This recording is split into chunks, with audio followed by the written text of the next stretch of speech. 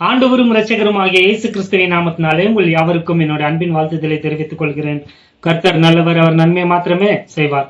இந்த நாளின் வேத தியானத்திற்காக வெளிப்படுத்தின விசேஷம் 5ஆம் அதிகாரம் வசனம் 1 நம்ம வாசிப்போம். அன்றியும் உள்ளும் புறம்பும் எழுதப்பட்டு 7 முத்திரைகளால் முத்திரிக்கப்பட்டிருந்த ஒரு புஸ்தகத்தை சிங்காசனத்தின் மேல் வீற்றிருக்கிறவருடைய வலது கரத்திலே கண்டேன்.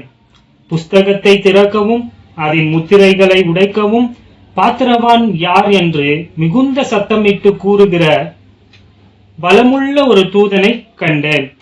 வானத்திலாவது பூமியிலாவது பூமியின் கீழாவது ஒருவனும் அந்த புஸ்தகத்தை திறக்கவும் அதை பார்க்கவும் கூடாதிருந்தது. ஒருவனும் அந்த புஸ்தகத்தை திறந்து வாசிக்கவும் அதை பார்க்கவும் பாத்திரவானாக காணப்படாததினால் நான் மிகவும் அழுதேன். ஸோ கடந்த பாடத்தில் எங்கே விட்டோமோ அங்கே நம்ம என்ன பண்ண போகிறோம், துவங்க போகிறோம். அதாவது கிறிஸ்மஸ் செய்தி இல்லைங்களா? பாருங்கள், அன்றைக்கே கொடுத்துட்டு இருந்தால் நல்லா இருந்துச்சு. அங்கே கொஞ்சம் பிரேக் எடுத்த ரொம்ப ரொம்ப பெரிய பிரேக் ஆயிடுச்சு. ஏன்னா அந்த மெசேஜ் கொடுத்து மறுநாளே சுகவீனமாயிட்டேன். அதுக்கு தான் நான் எப்போவுமே ஒரு செய்தியை கொடுக்குறப்போ அதை முழுசாக என்ன பண்ணிடணும், கொடுத்து முடிச்சிடணும். கொஞ்சம் கட் பண்ணி பார்ட் 1 பார்ட் 2 எல்லாம் எனக்கு, மற்றவங்களுக்கு தெரியல, எனக்கு அது செட் ஆகுறதில்ல பாருங்கள். ஏன்னா எனக்கு டைம் கிடைக்கிறதில்ல. எப்போ டைம் கிடைக்குதோ அப்போவே நான் கொடுக்க வேண்டிய செய்தி என்ன பண்ணிடணும், கொடுத்துடணும். உங்களுக்கு ஒரு சிலருக்கு அது கொஞ்சம் கஷ்டமாக இருக்குது, அது புரியுது எனக்கு. நான் என்ன சொல்கிறேன்னா, நீங்கள் ஒரு செய்தியை தொடர்ந்து நீங்கள் கேட்கணுன்ட்டெல்லாம் என்ன கிடையாது, அவசியம் கிடையாது. நீங்கள் அதை பாதி உங்களுக்கு நேரம் இருக்கிறப்போ காத்தால பாதி, சாயங்காலம் பாதி கேட்கலாம். அல்லது இன்னைக்கு பாதி, நாளைக்கு பாதியாகவும் நீங்கள் என்ன பண்ணலாம், அதை கேட்கலாம். கேட்கும்படியாக உங்களை நான் என்ன பண்ணுறேன், உற்சாகப்படுத்துகிறேன். ஏன்னா உங்களுடைய அந்த டைம் பிரகாரம் நான் என்ன பண்ண முடியாது, செயல்பட முடியாது. உங்களுக்கு விளங்கும்னு நினைக்கிறேன். யாரும் அஃபண்ட் பண்ண சொல்ல, எனக்கு டைம் எப்போ கிடைக்குதோ அப்போ தான் நான் கர்த்தருடைய வார்த்தை என்ன பண்ண முடியும், கொடுக்க முடியும் பாருங்கள். ஸோ கொடுக்குறத நான் ரொம்ப நேரம் கொடுத்துட்டேன்னா அதை நீங்கள் என்ன பண்ணுங்கள், கட் பண்ணி கேட்டுக்கோங்க. ஸோ ஆண்டவராகிய இயேசு கிறிஸ்துவை என்ன பண்ண ஆரம்பிச்சிட்டாங்க. இந்த உலகம் எப்போவுமே அவரை ஒரு மேஞ்சர்லேயே, தொட்டிலேயே காட்ட ஆரம்பிச்சிட்டாங்க. ஆனால் வேதம் அவரை வேற வண்ணமாக தான் என்ன பண்ணுது, காண்பிக்கிறது. அதை தான் நம்ம என்ன பண்ணிட்டு இருக்கிறோம், தியானிச்சுட்டு இருக்கிறோம். இங்க பாத்தீங்கன்னா பரலோகத்துல ஒரு அற்புதமான காட்சியை அப்போஸ்தலனாகிய யோவான் என்ன பண்றாரு, பாக்குறாரு பாருங்க. அங்க பாக்குறாரு, பிதா சிங்காசனத்துல உட்கார்ந்து கொண்டு இருக்கிறாரு. அவருடைய வலது கரத்துல பாத்தீங்கன்னா ஒரு புத்தகம் எழுதியிருக்கு. புத்தகம்ட்டு வரக்கூடாதுங்க, தப்பா டிரான்ஸ்லேஷன் அது. ஏன்னா சுருளுன்னு தான் வரணும், ஸ்க்ரால் அப்படின்னு சொல்றாங்க இல்லைங்களா? பாத்துக்கிறீங்களா? பழைய காலத்துல எல்லாம் புக்கு இல்லைங்க, புக்கெல்லாம் இப்போ வந்தது. அப்பெல்லாம் சுருள் தான் இருந்துச்சு இல்லைங்களா? அதுல எழுதப்பட்டு சுருள் என்ன பண்ணுவாங்க, சுத்தி அது மேல முத்திரை போடுவாங்க. பார்த்துருப்பீங்கன்னு நினைக்கிறேன். ஸோ பிதாவினுடைய வலது கரத்துல என்ன இருக்கு பாத்தீங்கன்னா, ஒரு சுருள் இருக்கு. அந்த சுருள் என்ன பண்ணப்பட்டிருக்கு, முத்திரிக்கப்பட்டிருக்கு. அங்க ஒரு தேவதூதன் ரொம்ப பலத்த சத்தமாய் ஜோரா கத்தி என்ன சொல்றாரு பாத்தீங்கன்னா, இந்த புத்தகத்தை திறக்கவும் அதன் முத்திரைகளை உடைக்கவும் யாருப்பா பாத்திரமான், யாருப்பா worthy, யாரு தகுதி உள்ளவங்கன்ட்டு என்ன பண்றாரு, ஜோரா கத்துறாரு. இதை யோவான் பாக்குறாரு. வானத்திலாவது, அதாவது பரலோகத்திலயும் சரி பூலோகத்திலயும் சரி, அல்லது பூமியின் கீழே கூட செத்து போனவங்க கூட யாருமே அந்த புத்தகத்தை திறக்கவோ அதை அந்த முத்திரையை உடைக்கவோ யாருமே என்ன கிடையாது, பாத்திரமானா யாருமே இல்லையா பாருங்க. பரலோகத்துல எவ்வளோ தேவ தூதர்கள் எல்லாம் இருக்கிறாங்க இல்லைங்களா? தேவ தூதர்லயே ஹையர் லெவல், லோ லெவல் எல்லாம் இருக்கிறாங்க இல்லைங்களா? மேகாவேல் இருக்கிறாரு, காப்ரியேல் இருக்கிறாரு, ரொம்ப சக்தி வாய்ந்த தூதர்கள் எல்லாம் இருக்கிறாங்க. யாருன்னா இந்த புத்தகத்தை, பிதாவினுடைய வலது கரத்துல இருக்கிற அந்த புத்தகத்தை வாங்குவாங்கன்னு பாத்தீங்கன்னா யாருமே வர மாட்டேங்கிறாங்க. ஏன்னா அதற்கு யாருமே தகுதி உள்ளவர்களாக காணப்படவில்லை பாருங்க. சரி, பூமியிலனா யாருன்னா இருக்கிறீங்களா பாத்தீங்கன்னா, பூமியிலயும் ஒருத்தர் கூட என்ன அந்த புத்தகத்தை பார்க்க கூட, வாங்கறது உடைக்கிறது விடுங்க, பார்க்க கூட யாருமே என்ன இல்லையா, தகுதி உள்ளவங்களா இல்லைங்களா? சரி, செத்து போன யாருன்னா இருக்கிறாங்கன்னு பாத்தீங்கன்னா பூமியின் கீழே கூட யாருமே இல்லையா பாருங்க. ஸோ இதை பார்த்து யோவானுக்கு வந்து ரொம்ப கவலையாயிட்டு அவர் என்ன பண்றாரா, 4வது வசனத்துல பார்த்தோம், அவர் வந்து அழுகுறாராம். மிகவும் அழுதேன். யோவான் சொல்றாரு, இதை பார்த்து நான் என்ன பண்ணேன், தேம்பி அழுந்தேன் அப்படின்னு சொல்றாரு. ஏன் அழுந்தாரு? சீன் மறக்காதீங்க, பரலோகத்துல இருக்கிறோம். நம்ம பரலோகத்துல என்ன காட்சி நடந்து கொண்டு இருக்கிறது என்பதை உங்களுக்கு விளக்குன.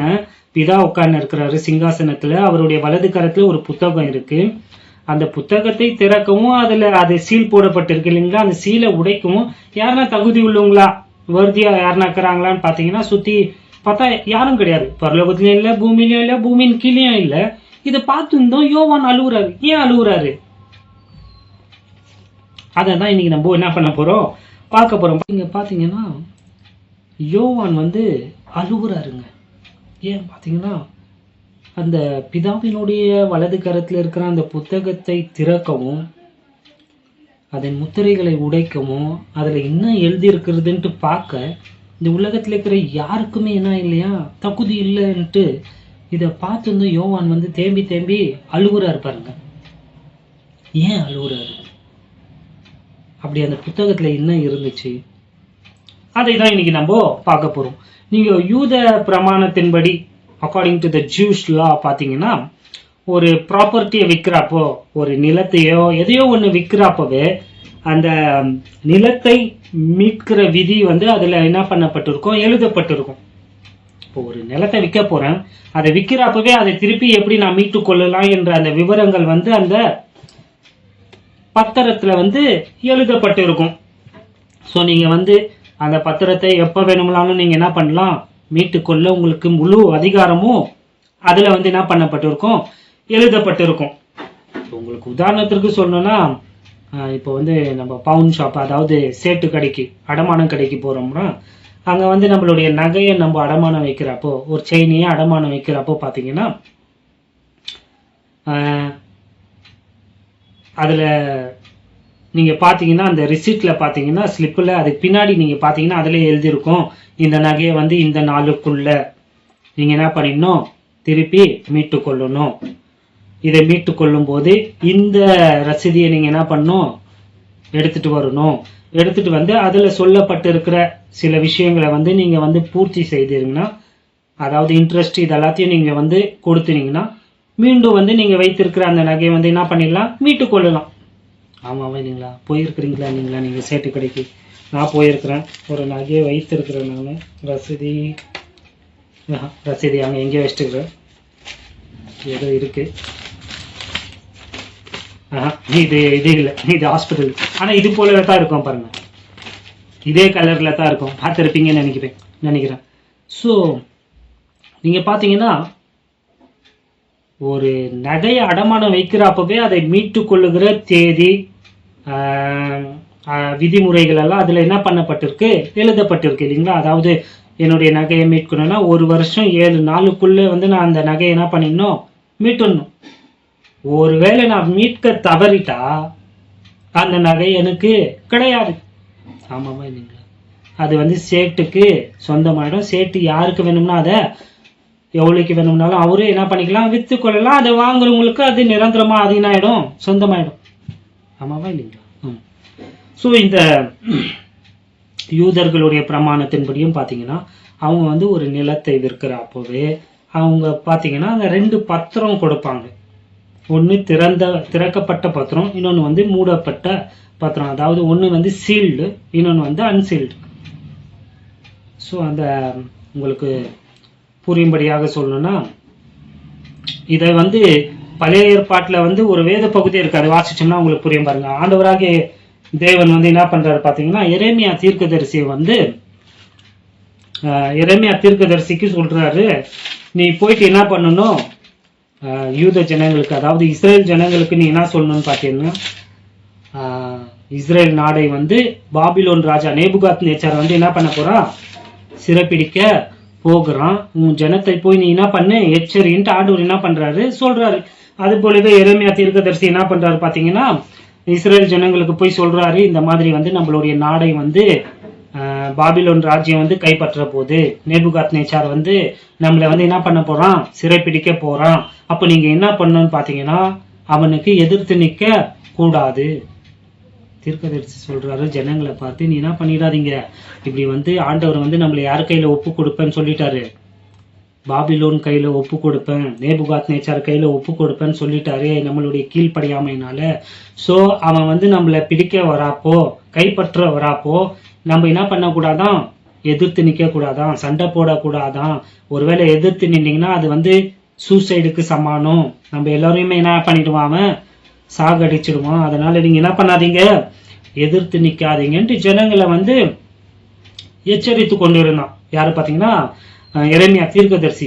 இதை பார்த்த இஸ்ரேல் ராஜா செதேக்கியா ராஜா என்ன பண்றான்னு பாத்தீங்கன்னா, நீ ஜனங்களை இப்படி தீர்க்க தரிசனம் கர்த்தர் சொல்றாருன்னு சொல்லிட்டு எல்லாரையும் விளங்குதுங்களா பாருங்க. ஒரு நாட்டை ஆள்ற ராஜா வந்து இந்த செய்தியை சொன்னவனை தீர்க்கதரிசி எரேமியாவை என்ன பண்றான், நீ எப்படி சொல்லலாம், ஒருத்தன் நம்மளை கைப்பற்ற வர போறான், அவனுக்கு எதிர்த்து நிக்காதீங்க, அவன்கிட்ட சண்டை போடாதீங்க அப்படின்ட்டு நீ எப்படி சொல்லலான்ட்டு எரேமியாவை பிடித்து என்ன பண்ணிடுறான், அவன் சிறைச்சாலையில போட்டுறான், டஞ்சியன்ல போட்டுறான் பாருங்க. அதுதான் வந்து எரேமியா 32ஆம் அதிகாரம் வசனம் 1-6 வரைக்கும் நம்ம வாசிக்கிறோம். நேபுகாத் நேச்சாரின் 18ஆம் வருஷத்திற்கு சரியான யூதாவின் ராஜாவாகிய சிதேக்கியா அரசாண்ட 10ஆம் வருஷத்தில் கர்த்தரால் எரேமியாவுக்கு உண்டான வார்த்தை. அப்பொழுது பாபிலோன் ராஜாவின் சேனை எருசலேமை முற்றுகை போட்டிருந்தது. எரேமியா தீர்க்கதரிசியோ யூதா ராஜாவின் அரண்மனையில் உள்ள காவற்சாலையில் முற்றத்திலே அடைக்கப்பட்டிருந்தான். பாத்தீங்களா, இங்க செதேக்கியா, இஸ்ரேல் ராஜா செதேக்கியா என்ன பண்றான், எரேமியா தீர்க்கதரிசியை ஜெயில போட்டு இருக்கான். ஏன்? 3வது வசனம், ஏனென்றால் இதோ இந்த நகரத்தை பாபிலோன் ராஜாவின் கையில் ஒப்பு கொடுக்கிறேன், அவன் இதை பிடிப்பான் என்று கர்த்தர் சொல்லுகிறார் என்றும், யூதாவின் ராஜாவாகிய சிதேக்கியா கல்தேயருடைய கைக்கு தப்பி போகாமல் பாபிலோன் ராஜாவின் கையில் நிச்சயமாக ஒப்பு கொடுக்கப்படுவான். அவன் வாய் இவன் வாயோட பேசும், அவன் கண்கள் இவன் கண்களை காணும். அவன் சிதேக்கியாவை பாபிலோனுக்கு கொண்டு போவான். நான் அவனை சந்திக்கும் மட்டும் அங்கே அவன் இருப்பான். நீங்கள் கல்தையரோட யுத்தம் பண்ணினாலும், இந்த கேல்டியன்ஸ், கல்தியர்னா பாபிலோனுக்கு இன்னொரு பேருங்க, யுத்தம் பண்ணினாலும் உங்களுக்கு வாய்ப்பதில்லை என்று கர்த்தர் சொல்லுகிறார் என்றும் நீ தீர்க்க தரிசனம் சொல்ல வேண்டியது என்ன என்று சொல்லி யூதாவின் ராஜாவாகிய சிதேக்கியா அங்கே அவனை அடைத்து வைத்தான். ஆண்டவர் ஒரு செய்தியை கொடுத்து அனுப்புறார் தீர்க்கதரிசி கிட்ட, எரேமியா கிட்ட. எரேமியாவும் அந்த செய்தியை வந்து ஜனங்களோடு சொல்றார். நீ எப்படி இதெல்லாம் சொல்லலான்ட்டு எரேமியாவை பிடிச்சி எங்க போட்டுறான், ஜெயில போட்டுறான் பாருங்க. 6வது வசனம், அதற்கு எரேமியா சொன்னது, கர்த்தருடைய வார்த்தை எனக்கு உண்டாகி அவர், இதோ உன் பெரிய தகப்பனாகிய சல்லூமின் குமாரன் அனாமேயல் உன்னிடத்தில் வந்து, ஆனதோத்தில் இருக்கிற என் நிலத்தை நீ வாங்கிக் கொள், அதை கொள்ளுகிறதற்கு உனக்கே மீட்கும் அதிகாரம் அடுத்தது என்று சொல்வான் என்று உரைத்தார். ஸோ இங்க ஜெயில இருக்கிற எரேமியா தீர்க்கதரிசிக்கு ஆண்டவர் சொல்றாரு, இந்த மாதிரி உன்னுடைய பெரிய தகப்பனுடைய மகனான அனாமியல் வந்து உங்ககிட்ட வந்து என்ன பண்ணுவான், அவனுடைய சொத்தை வந்து விற்பான், அந்த நிலத்தை வந்து நீ என்ன பண்ணும், வாங்கி கொள்ளணும்ட்டு தீர்க்கதரிசிக்கு ஆண்டவர் சொல்றாரு. 8வது வசனம், அப்படியே என் பெரிய தகப்பன் மகனாகிய அனாமேயல் கர்த்தருடைய வார்த்தையின்படி காவற்சாலையின் முற்றத்தில் என்னிடத்திற்கு வந்து, பென்யமீன் நாட்டு ஆனதோத்தூரில் உள்ள என் நிலத்தை நீர் வாங்கிக் கொள்ளும், சுதந்திர பாத்தியம் உமக்குண்டு, அதை மீட்கும் அதிகாரம் உமக்கு அடுத்தது, அதை வாங்கிக் கொள்ளும் என்றான். அப்பொழுது அது கர்த்தருடைய வார்த்தை என்று அறிந்து கொண்டேன். ஆண்டவர் சொன்னபடியே அவனுடைய பெரிய தகப்பனுடைய மகன் அனாமேயல் என்ன பண்றான், இந்த மாதிரி வந்து சொல்றான், என்னுடைய சொத்தை நீங்க வாங்கிக்கோங்க, இந்த நிலத்தை வாங்கிக்கோங்க அப்படின்னு சொல்றான். இது அவன் சொல்லியிருந்தான் எரேமியா தீர்க்கதரிசிக்கு தெரிஞ்சிருது இது யாருடைய வார்த்தைன்ட்டு, ஆண்டவருடைய வார்த்தை தான். ஏன்னா ஆண்டவர் சொன்னபடியே வந்து இங்க என்ன ஆச்சு நடக்குது பாருங்க. 9வது வசனம், ஆகையால் என் பெரிய தகப்பன் மகனாகிய அனாமேயலின் கையில் நான் ஆனதோத்தில் இருக்கிற அவனுடைய நிலத்தை கொண்டு அதன் விலைக்கிரயமாகிய 17 செக்கல் இடை வெள்ளியை அவனுக்கு நிறுத்தி கொடுத்தேன். ஸோ வந்து அந்த நிலத்தினுடைய பிரைஸ் பார்த்தீங்கன்னா 17 செக்கல். அதை வந்து இவர் எடை போட்டு என்ன பண்றாரு, அவனுக்கு கொடுக்கிறாரு. நான் பத்திரத்தில் கையெழுத்தையும் முத்திரையையும் போட்டு சாட்சிகளை வைத்து வெள்ளியை தராசில நிறுத்தி கொடுத்த பின்பு, பாத்தீங்களா இங்க வருது பாருங்க, இந்த நிலத்தை வித்தாரு இல்லைங்களா, வாங்கிட்டாரு இல்லைங்களா, அதற்கு என்ன கொடுக்கப்பட்டது, பத்திரங்க. அந்த பத்திரத்தை வந்து இவர் என்ன பண்றாரு, அதுல கையெழுத்து போட்டு அதை வந்து முத்திரை போட்டாராம் பாருங்க. 11வது வசனம், நான் சட்டத்திற்கும் வழக்கத்திற்கும் ஏற்றபடி முத்திரை போடப்பட்ட கிரய பத்திரத்தையும் திறந்திருக்கிற பிரதியையும் எடுத்து, வந்துச்சிங்களா, 2 சொன்னா இல்லைங்களா, ஒண்ணு வந்து கிரய பத்திரமும் இன்னொன்னு வந்து திறந்திருக்கிற பிரதியும் 2 எடுத்து என் பெரிய தகப்பன் மகனாகிய அனாமேலுடைய கண்களுக்கு முன்பாகவும் கிரய பத்திரத்தில் கையெழுத்து போட்ட சாட்சிகளுடைய கண்களுக்கு முன்பாகவும் காவற் சாலையின் முற்றத்தில் உட்கார்ந்திருந்த எல்லா யூதருடைய கண்களுக்கு முன்பாகவும் அதை மாசேயாவின் குமாரனாகிய நெரியாவின் மகனான பாருக்கின் இடத்தில் கொடுத்து, அந்த பத்திரத்தை, அந்த 2 பத்திரத்தையும் பாருக்கின் இடத்தில் கொடுத்து, அவர்களுடைய கண்களுக்கு முன்பாக பாருக்கை நோக்கி, இஸ்ரவேலின் தேவனாகிய சேனைகளின் கர்த்தர் சொல்லுகிறது என்னவென்றால், நீ முத்திரை போடப்பட்ட கிரய பத்திரமும் திறந்திருக்கிற பிரதி பத்திரமும் ஆகிய இந்த சாசனங்களை வாங்கி இவைகளை அநேக நாள் இருக்கும்படிக்கு அவைகளை ஒரு மண் பாண்டத்திலே வை. ஏனெனில் இனி இந்த தேசத்தில் வீடுகளும் நிலங்களும் திராட்சை தோட்டங்களும் கொல்லப்படும் என்று இஸ்ரவேலின் தேவனாகிய சேனைகளின் கர்த்தர் சொல்லுகிறார் என்றார். ஸோ இங்க நடக்கிற சம்பவத்திலும் உங்களுக்கு புரிஞ்சிருக்கும். ஒரு நிலம் வாங்கப்படுது, அந்த நிலம் வாங்குறப்பவே 2 பத்திரம் இருக்கு, கிரய பத்திரமும் இருக்கு, ஒண்ணு வந்து திறந்திருக்கிற பிரதி பத்திரமும் இருக்கு. பாத்தீங்கன்னா இந்த பிரதி பத்திரம் வந்து வாங்கினவங்க கையில இருக்கும், கிரய பத்திரம் யார்கிட்ட இருக்கும், விட்டுறாங்க இல்லைங்களா, அவங்க கையில இருக்கும். ஆனா இங்க வந்து 2த்தையுமே இந்த பாருக் இடத்துல வந்து கொடுத்து இதை வந்து சேஃப்டியா நீ என்ன பண்ணு, ஒரு மண்பாண்டத்துல போட்டு புதைத்து வைன்ட்டு தீர்க்கதரிசி சொல்றாரு. ஏன் பாத்தீங்கன்னா, ஏன்னா இதற்கு அப்புறம் நம்ம வாசிக்கிறோம், இந்த நாடை வந்து இப்போ சிறைப்பிடிக்க போறாங்க இல்லைங்களா, பாபிலோனர்கள் வந்து இஸ்ரேல் நாடை சிறைப்பிடிக்க போறாங்க. அதனால இவரு கையில இந்த பத்திரம், ஆல்ரெடி இவர் எங்கதான் இருக்கிறாரு, சிறைச்சாலையில இருக்கிறாரு. ஸோ நாடு முழுவதுமே கைப்பற்றப்பட போகிறது. அதனால இந்த பத்திரத்தை வந்து பத்திரப்படுத்தி வைக்கணும், அதை பத்திரப்படுத்தி வைக்கணுங்க. அதனாலதான் வந்து அதை கொடுத்தாரு. ஒருவேளை நாடு வந்து சிறைப்பிடிக்கப்படலைன்னா இந்த பத்திரம் இவர் கையில தான் இருந்திருக்கும். ஒண்ணு மாத்திரம்தான் அவனுடைய தகப்பன் மகனாகிய அனாமேல் கையில இருந்திருக்கும். விளங்கிருக்கும்னு நினைக்கிறேன். விளங்குச்சிங்களா, புரிஞ்சுக்குங்க, நான் சொல்ல வர்றதை புரிஞ்சுக்குங்க. 2 ஒரு நிலத்தை வாங்குறப்போ விற்கிறப்பவே அங்க பத்திரம் கொடுப்பாங்க. அதை வந்து என்ன பண்ணியிருப்பாங்க, அதுல கையெழுத்து போட்டு முத்திரை போட்டு இருப்பாங்க. இந்த நிலம் யாருக்கு சொந்தம், இந்த நிலத்தை வந்து மீட்கிற விதி அதுல எழுதப்பட்டிருக்கும். எப்போ இதை மீட்டு கொள்ளலாம், அதற்கு எவ்வளவு இன்ட்ரெஸ்ட் கொடுக்கணும், எல்லா டீட்டெயில்ஸும் அங்க எழுதப்பட்ட பிறகு, அதை கையெழுத்து போட்டப்பட்ட பிறகு தான் அதை வந்து என்ன பண்ணுவாங்க, முத்திரை போடுவாங்க. ஸோ இப்போ அப்படியே பரலோகத்துக்கு வந்துருங்க.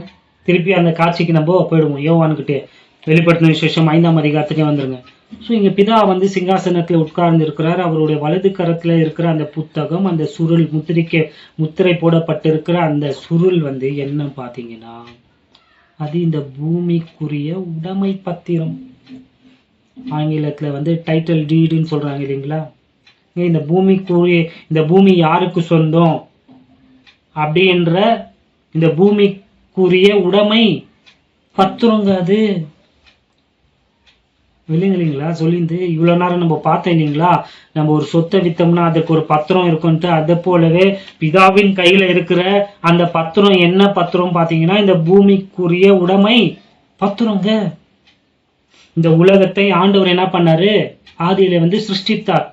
ஆதியாகமம் 1ஆம் அதிகாரம்ங்க. இந்த உலகத்தை யார் படைச்சது, இந்த உலகம் யாருது முதல்ல, வானமும் பூமியும் இந்த உலகமும் யாருடையது? கர்த்தருடையதுங்க. பூமியும் அதனுடைய நிறைவும் யாருடையது? கர்த்தருடையது இல்லைங்களா? சங்கீதம் 24 அதிகாரம் 1வது வசனம் பாருங்களேன். பூமியும் அதன் நிறைவும் உலகமும் அதில் உள்ள குடிகளும் கர்த்தருடையது. இந்த உலகமும் அதுல இருக்கிற எல்லாமே யாருது? கர்த்தருடையது. அதை ஆண்டவர் என்ன பண்றாரு? மனுஷனுக்கு கொடுக்கிறாரு இல்லையா? ஆதியாகமம் 1 அதிகாரம் 26வது வசனம். தெரிஞ்ச வசனம் தான் வாசிப்போம். பின்பு தேவன் நமது சாயலாகவும் நமது ரூபத்தின்படியேயும் மனுஷனை உண்டாக்குவோமாக, அவர்கள் சமுத்திரத்தின் மச்சங்களையும் ஆகாயத்து பறவைகளையும் மிருக ஜீவன்களையும் பூமி அனைத்தையும் பூமியின் மேல் ஊறும் சகல பிராணிகளையும் ஆழக்கடவர்கள் என்றார். பாத்தீங்களா? இங்க மனிதனை தேவன் படைத்து, ஆண்டவர் படைச்சு அவருடைய உலகத்தை மனுஷனுக்கு கொடுத்துட்டார். இப்ப அது கடவுளுது கிடையாது. யாருக்கு சொந்தம்? மனுஷருக்கு சொந்தம். விளங்குதுங்களா இல்லைங்களா? கடவுளுடைய இந்த உலகத்தை படைத்து அது மனுஷனுக்கு அவர் என்ன பண்றாரு? கொடுக்கிறாரு. இப்ப அது மனுஷனுடைய கையில இருக்கு, அவனுடைய அதிகாரத்தில் இருக்குது. அவன் தான் அதற்கு யாரா இருக்கிறான்? ஒரு வார்த்தையை சொன்னா தப்பா போயிடும். எல்லாத்துக்குமே அவன் தான் யாரு? ராஜாவா இருக்கிறான் பாருங்க. சோ அங்க ஆதியாகமம் 3 அதிகாரத்தை நீங்க வாசிச்சீங்கன்னா, சாத்தான் இவர்களை வஞ்சித்து ஏமாத்துறான் இல்லைங்களா? ஏமாத்தி இந்த ஆதாம் என்ன பண்ணிடுறான்? இந்த உலகத்தை சாத்தான் கையில பறிமுதல் செய்யப்பட்டது. சாத்தானுக்கு பறிமுதல் செய்யப்பட்டது இந்த உலகம். எதனால? சாத்தான் இவங்களை ஏமாத்துறவாச ஆதாம் இந்த உலகத்தை யார் கையில கொடுத்துட்டான்? சாத்தான் கையில கொடுத்துட்டாங்க. அதுதாங்க உண்மை. முதல்ல இந்த உலகம் கடவுளுது, அதற்கப்புறம் கடவுள் இது மனுஷனுக்கு கொடுத்தாரு, மனுஷன் தூக்கி சாத்தானுக்கு கொடுத்துட்டான். இப்ப இது கடவுளுக்கும் சொந்தம் கிடையாது, இந்த உலகம் மனுஷனுக்கும் சொந்தம் கிடையாது. இது யாருக்கு சொந்தம்? சாத்தானுக்கு சொந்தங்க. இந்த உலகத்தின் கடவுள் இப்ப யாரு? சாத்தானுங்க. நான் சொல்ல 2 கொரிந்தியர் 4 அதிகாரம் திருப்புங்களேன். அங்க அப்போஸ்தலனாகிய பவுல், நம்மளுடைய அப்போஸ்தலன் சொல்றாரு பாருங்க, இப்பிரபஞ்சத்தின் தேவன் அவர்களுடைய கண்களை என்ன பண்ணி இருக்கிறான்? 2 கொரிந்தியர் 4 அதிகாரம் 4வது வசனம் கடைசி பாகம் பாருங்க. இப்பிரபஞ்சத்தின் தேவனானவன் யாரு? பிசாசு, சாத்தான்னு அவர்களுடைய மனதை குருடாக்கினான். சோ இந்த உலகம் யாருக்கு சொந்தம்? தற்போது இப்போ யாருக்கு சொந்தம்? இந்த உலகம் சாத்தானுக்கு சொந்தங்க. எப்படி அது அவனுக்கு சொந்தமாயிற்று? சாத்தானுக்கு ஆதாம் என்ன பண்ணிட்டான்? இந்த உலகத்தை கொடுத்துட்டான். அது பறிமுதல் செய்யப்பட்டது. இதுதான் உண்மைங்க. ஆண்டவராகிய இயேசு கிறிஸ்து இந்த பூமிக்கு வந்தார் இல்லைங்களா? 2000 வருஷங்களுக்கு முன்பதாக. எதற்கு வந்தார்? இந்த உலகத்தை மீட்கும்படியாக. அதுதாங்க உண்மை. இயேசு கிறிஸ்து 2000 வருஷங்களுக்கு முன்பதாக இந்த பூமிக்கு வந்தார் இல்லைங்களா? எதற்கு வந்தாரு? இந்த உலகத்தை மீட்டு அதை யாருக்கு கொடுக்கும்படியாக? திருப்பி கடவுளுக்கே கொடுக்கும்படியாகத்தாங்க வந்தாரு. வந்தவரை சாத்தான் என்ன பண்ணான்? இப்பிரபஞ்சத்தின் கடவுள் என்ன பண்ணான்? அவரை சோதித்தான் இல்லைங்களா? அப்ப சோதிக்கிறப்ப அவன் என்ன செஞ்சான்? லூக்கா 4 அதிகாரம், மத்தேயு 4 அதிகாரத்திலேயே இருக்கு. நம்ம லூக்கா 4 அதிகாரத்துக்கு திருப்போம்.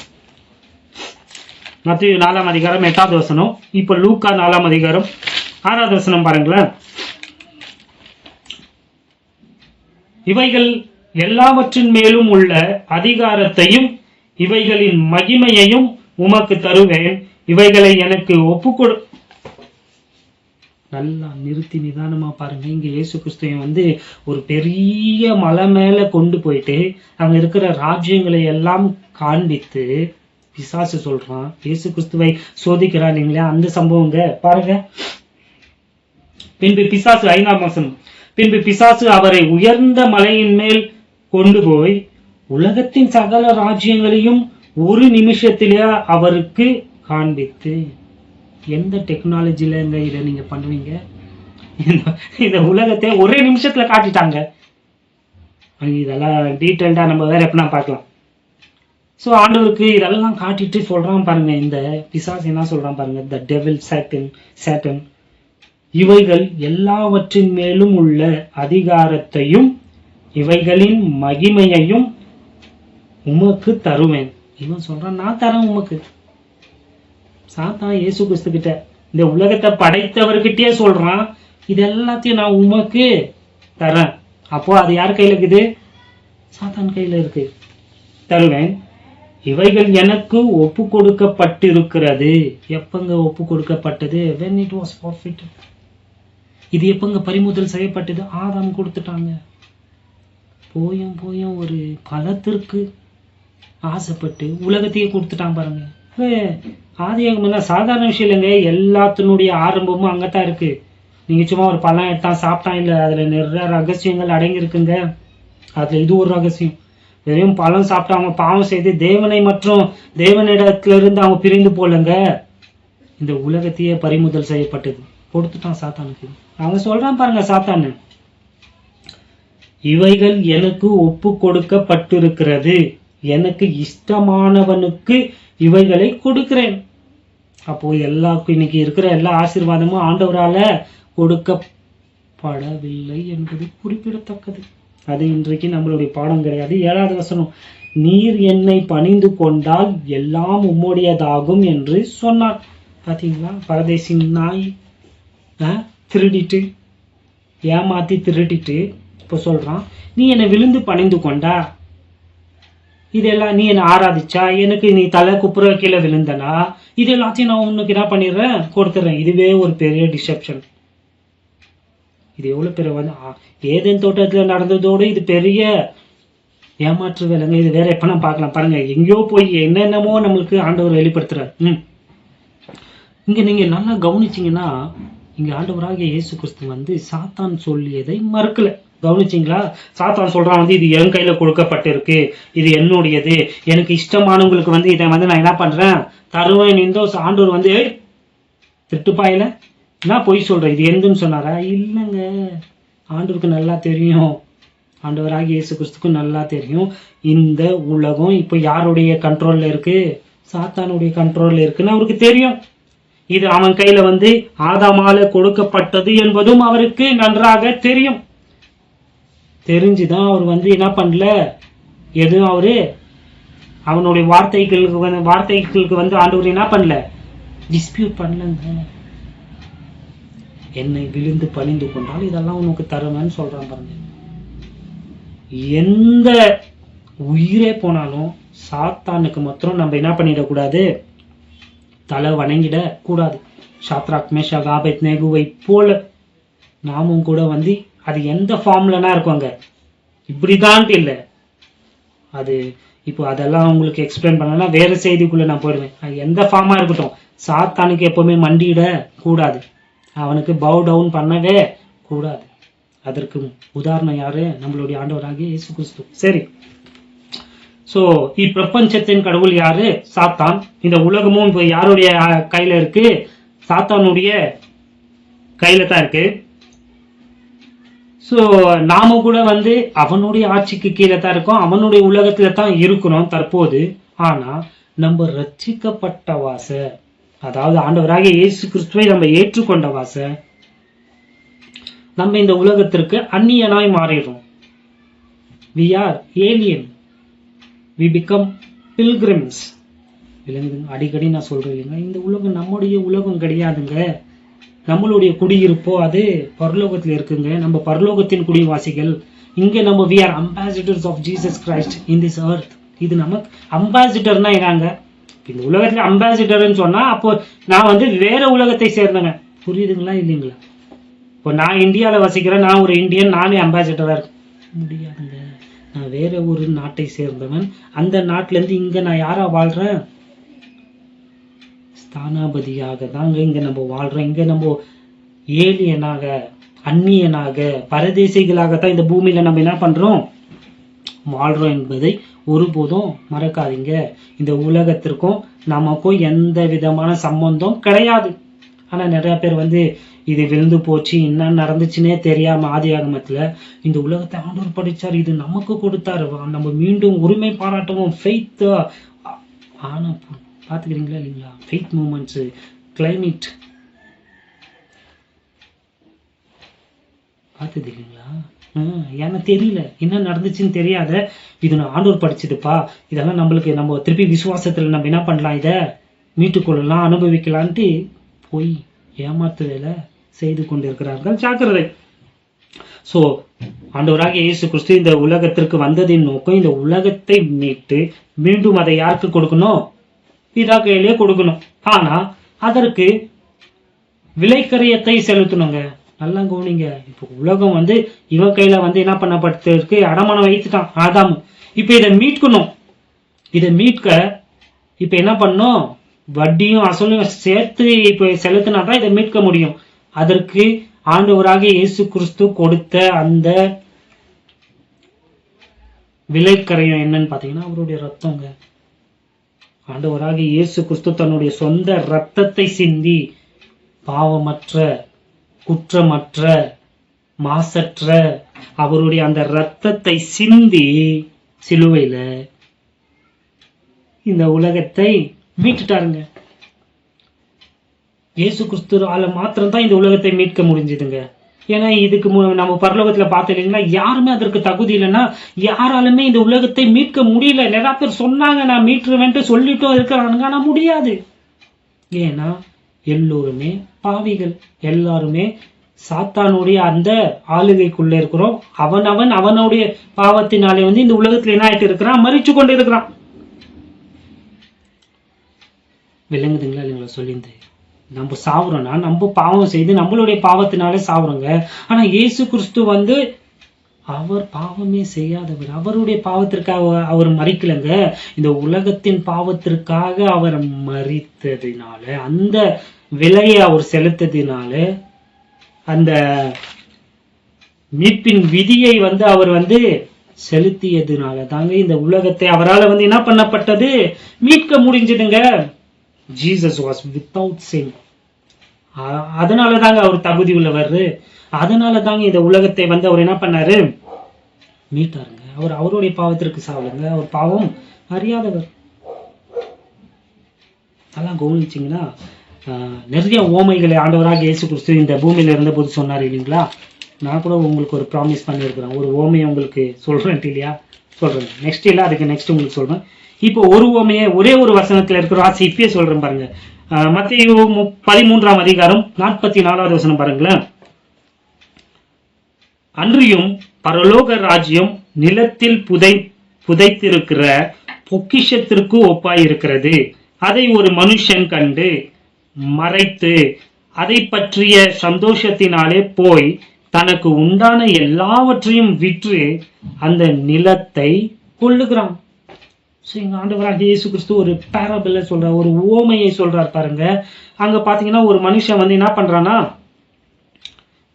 நிலத்தில் புதைந்திருக்கிற பொக்கிஷத்தை ஒப்பா இருக்கிற அதை ஒரு மனுஷன் கண்டு. இந்த உலக அந்த நிலம் என்பது வந்து இந்த உலகம். அதற்கு கீழே ஆண்டவர் வந்து அதுக்கு எக்ஸ்பிளனேஷன் கொடுத்திருப்பாரு. நிலம் என்பது வந்து உலகம். அந்த நிலத்திற்குள்ள வந்து என்ன இருக்கா? என்னத்தை அவர் பார்த்து இருக்கிறாரு? ஒரு பொக்கிஷத்தை, ட்ரெஷரை பார்த்து இருக்கிறாருங்க. ஆங்கில வசனத்தையும் நான் திருக்கிறேன்.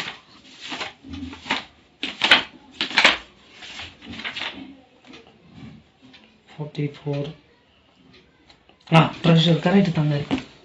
இங்க ஒரு மனுஷன் பார்க்குறான், ஒரு நிலம் இருக்கு. அந்த நிலத்துல வந்து என்ன இருக்குன்னு பார்த்தீங்கன்னா பொக்கிஷம் உள்ள இருக்கு. அதை இந்த மனுஷன் பார்த்துடுறான். பார்த்துட்டு என்ன பண்றான் பார்த்தீங்கன்னா, போயிட்டு தன்னோட கிட்ட இருக்கிற எல்லா பணத்தையும் விற்று எடுத்துட்டு வந்து சொத்தை எல்லாத்தையும், அவங்ககிட்ட இருந்த எல்லாத்தையுமே, சொத்து எல்லாத்தையும் விற்று, பணம், ஆஸ்தி எல்லாத்தையும் கொண்டு வந்து இந்த ஃபீல்டு, அந்த நிலத்தை வந்து வாங்கிறாங்க. ஆனா அங்க இது புதைந்து இருக்கிறது யாருக்கு தெரியாது? அந்த நிலத்தின் ஓனருக்கு தெரியாது. இந்த நிலத்தை வந்து அவரு வாங்கிறாரு. எதற்காக வாங்குறாரு அந்த நிலத்தை பார்த்தீங்கன்னா, அந்த நிலத்துல என்ன இருக்கு? அந்த நிலத்துல என்ன இருக்கு? பொக்கிஷம் இருக்குங்க. அந்த பொக்கிஷத்திற்காக எல்லாவற்றையும் வித்து அந்த நிலத்தை வந்து அவன் என்ன பண்ணானா வாங்கினான்ட்டு ஆண்டவர் ஒரு ஓமையை சொல்றாரு. இது எதற்கு ஒப்பா இருக்கு பாத்தீங்கன்னா, பரலோக ராஜ்யத்திற்கு ஒப்பா இருக்கு. அதாவது அந்த நிலம் வந்து இந்த உலகங்க. இந்த உலகத்துல வந்து பொக்கிஷம் இருக்கு இல்லைங்களா? மறைந்தார் யாருன்னு பாத்தீங்கன்னா ராஜ்யத்தின் பிள்ளைகள், இஸ்ரவேலர்கள், யூதர்கள்.